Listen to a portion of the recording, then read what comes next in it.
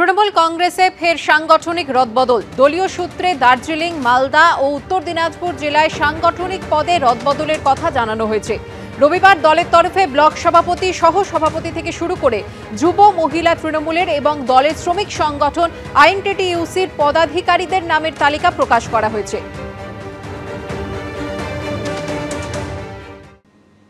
কেউ এসেছেন স্বামী সন্তানকে সঙ্গে নিয়ে, কেউ আবার শাশুড়িকে সঙ্গে নিয়ে পরীক্ষা দিতে এসেছেন। চাকরি হারিয়ে ফের পরীক্ষা দিতে গিয়ে কেউ ভেঙে পড়লেন কান্নায়। 9 বছর পর স্কুল সার্ভিস কমিশনের পরীক্ষায় রাজ্যের বিভিন্ন জেলায় ধরা পড়ল নানা ছবি। আজ আমি যেতাম পরীক্ষা দিতে, আমাকে এখানে পরীক্ষা দিতে আসতে, এটা আমার বড় কষ্ট।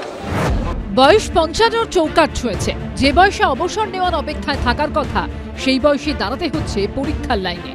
নিয়োগে ব্যাপক দুর্নীতিতে বাতিল হয়েছে এসএসসি 2016 সালের গোটা প্যানেল। চাকরি হারিয়েছেন এই মহিলাও। অন্য দুর্নীতির বলি হয়ে রবিবার তাকে যাদবপুর বিদ্যাপীঠে ফ্রেশারদের সঙ্গে পরীক্ষার লাইনে দাঁড়াতে হয়েছিল। ধরে রাখতে পারেননি চোখের জল। কোথায় চাকরি করতেন? বর্ধমানে। আমাকে বলেন না, আমি ঠিক নাই, মাথা আমার ঠিক নেই। এবার ভরসা পাচ্ছেন? পড়া হয়নি কিছু, এই বয়সে পড়া।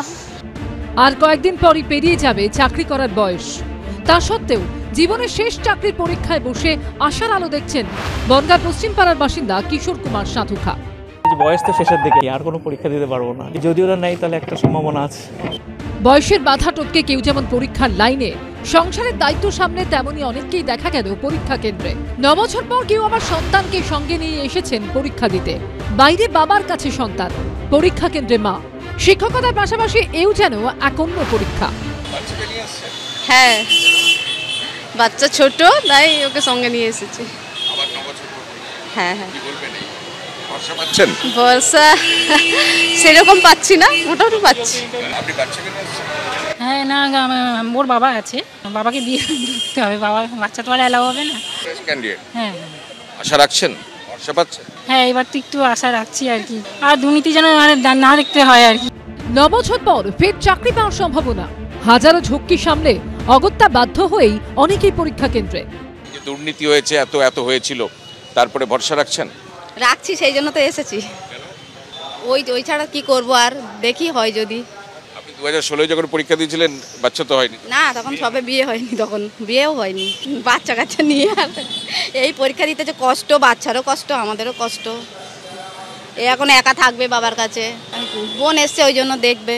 কোথাও আবার বৌমাকে পরীক্ষা কেন্দ্রে নিয়ে এসেছেন বয়স্ক শাশুড়ি। এবারে কি কিরকম মনে হচ্ছে? নিরাপত্তা দেখে তো মনে হচ্ছে ফেয়ার ভাবে হবে, এবার দেখা যাক কি হয়। বৌমাকে পরীক্ষা দেওয়াতে নিয়ে এসছে। হুগলির চুঁচুড়ার ঘুটিয়াবাজার বিনোদনী বালিকা বিদ্যালয়ে পরীক্ষা কেন্দ্রের বাইরে শিশুদের আগলে রাখতে দেখা গেল পুলিশকে। কৃষ্ণেন্দু অধিকারী, অর্ণব মুখোপাধ্যায় ও সৌরভ বন্দ্যোপাধ্যায়ের রিপোর্ট, এবিপি আনন্দ। শিক্ষক নিয়োগে দুর্নীতি খুবই দুর্ভাগ্যজনক। বর্তমান সময়ে শিক্ষকরা পেশাদার, মানুষ করার কারিগর নন। শিক্ষা এখন পেশা, মিশন নয়। বরানগরে শিক্ষক দিবসের মঞ্চে মন্তব্য করে বিতর্কে সৌগত রায়। শিক্ষকদের আক্রমণ করে তৃণমূল সাংসদের প্রশ্ন, মাইনে তো অনেক বাড়িয়েছি, টিউশনি কি বাজার থেকে তুলে দিতে পেরেছি? ভাইরাল হয়েছে অনুষ্ঠানের ভিডিও। সমালোচনায় সরব বিরোধীরা। শিক্ষক অনেক হচ্ছে, অনেক পেশাদার শিক্ষক হচ্ছে, কিন্তু মানুষ গড়ার কারিগর আর হচ্ছে না। নিয়োগ নিয়ে দুর্নীতিকে দুর্ভাগ্যজনক বলে মন্তব্য করেও বর্তমান শিক্ষকদের আদর্শ নিয়ে প্রকাশ্য মঞ্চ থেকে প্রশ্ন তুললেন তৃণমূল সাংসদ সৌগত রায়। আপনারা ভেবে দেখবেন, মাইনে তো অনেক বাড়িয়েছে, টিউশনি কি বাজার থেকে তুলে দিতে পেরেছে? এখন ঠিকই যে শিক্ষকদের আন্দোলনে বাস চলে না, কিন্তু সেই ডেডিকেশনটা চলে গিয়েছে।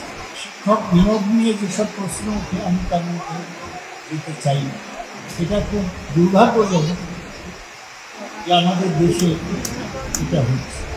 উত্তর 24 পরগনার বরানগর পুরসভার 33 নম্বর ওয়ার্ডে শিক্ষক দিবসের অনুষ্ঠান। শুক্রবার সেই অনুষ্ঠানে বিতর্কিত মন্তব্য করেন দমদমের তৃণমূল কংগ্রেস সাংসদ। ভাইরাল হয়েছে সেই ভিডিও। আমি নিজেকে প্রশ্ন করি, আমি নিজে 35 বছর কলেজে পড়াতে, যে সত্যি কি শিক্ষার উন্নতি হয়েছে? আমার নিজের মনে উত্তর হচ্ছে না। কিছু উন্নতি করার একমাত্র উপায় কিছু টাকা বাড়িয়ে দেওয়া নয়। যে কোনো কিছু আপনি করেন না কেন তার মধ্যে একটা আদর্শ ব্যাপারটা থাকে। সবটাই পৃথিবীতে টাকা আনা আয়ের হিসেব নেই। আমরা যখন ছোট ছিলাম তখন শিক্ষা একটা পেশা ছিল, শিক্ষা একটা মিশন ছিল। নিয়োগ দুর্নীতি ও রাজ্যের শিক্ষা ব্যবস্থা নিয়ে তৃণমূল কংগ্রেস ও সৌগত রায়কে তীব্র কটাক্ষ করেছে বিরোধীরা। সৌগতবাবু সিনিয়র মানুষ, উনি স্বীকার করছেন, এটাই সবচেয়ে বড় কথা। সবাই জানে শিক্ষার এখানে কিচ্ছু নেই। আজকে সাদা খাতা জমা দিয়েও সে শিক্ষার্থী হচ্ছে, আর যারা ভালোভাবে পড়াশোনা করে যারা পাশ করেছে তাদেরকেও আবার পরীক্ষায় বসতে হচ্ছে। সেই অধ্যাপক সৌগত রায় তৃণমূলের আমলে এসে হাতে হাতে টাকা নিয়েছেন। উনি কি মিশন টিশন কিসব শোনাচ্ছেন যে বলার যোগ্যতা আছে নাকি ওনার? তৃণমূলের অসৎ সঙ্গে গিয়ে অধ্যাপক সৌগত রায় নারদকাণ্ডের সৌগত রায় হয়েছেন। বছরে বছরে চাকরি করে এসএসসি চাকরি পেত যারা, এই অসৎ সঙ্গের রাজত্বে এসে এখন চাকুরি হারা হচ্ছে। এসএসসি চাকরির তালিকা দেয় না, চাকরি হারাদের তালিকা দেয়। বিরোধীদের পাল্টা জবাব দিয়েছে তৃণমূল। অনিয়ম অন্যায় যেগুলো বাম জমানায় ভুরি ভুরি হয়েছে, যেগুলো বিজেপির রাজ্যে হরভকত হচ্ছে, এখানে কতিপয় লোক কিছু বিতর্কিত কাজের সঙ্গে যুক্ত, তা কেউ গ্রেফতার, তদন্ত চলছে। আমরা তাদের কেউ ডিফেন্ড করছি না, কিন্তু কিছু লোকের জন্য বাকিরা হয়রানি হবে এটা আমরা কোনো অবস্থায় মুখ্যমন্ত্রীও সমর্থন করেন না। শিক্ষক নিয়োগে দুর্নীতি নিয়ে রাজ্য জুড়ে তোলপাড়।